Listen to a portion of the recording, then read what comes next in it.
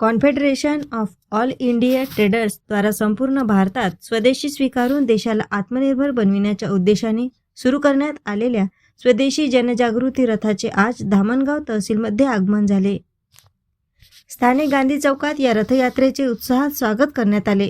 या कार्यक्रमाला foundation of all India ट्रेडर्सचे स्थानिक पदाधिकारी तसेच भारतीय जनता पक्षाचे नेते डॉक्टर अर्चनाताई रोठे, विधानसभा प्रमुख रावसाहेब रोठे, गिरीश मुंदडा, विदर्भ उपाध्यक्ष गिरीश भुतडा, तालुका अध्यक्ष संजय जांगडा, महिला विंग अध्यक्षा राधाजी भूत तसेच लक्ष्मीकांतजी वर्मा, प्रेमकुमार टावरी, अशोक भंडारी, मनोहर कांकरिया, प्रवीण बम, सतीश कांकरिया, दीपक राठी, प्रशांत भंडारी, लाला मुंदडा, गोपाल भूत, दीपक केला, तरुण मुंदडा, संजय वर्मा, राजेश चांगडा, अशोक आसवा यासह मोठ्या संख्येने व्यापारी व पदाधिकारी उपस्थित होते.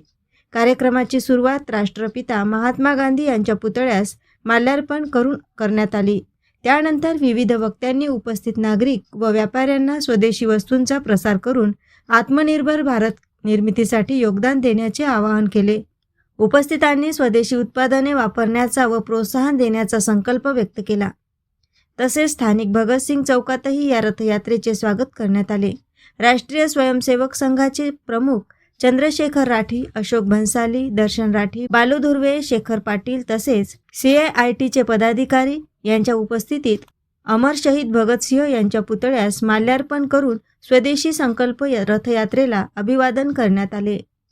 AS न्यूज महाराष्ट्रकरिता धामणगाव रेल्वे येथून प्रतिनिधी आयुष वाघमारे.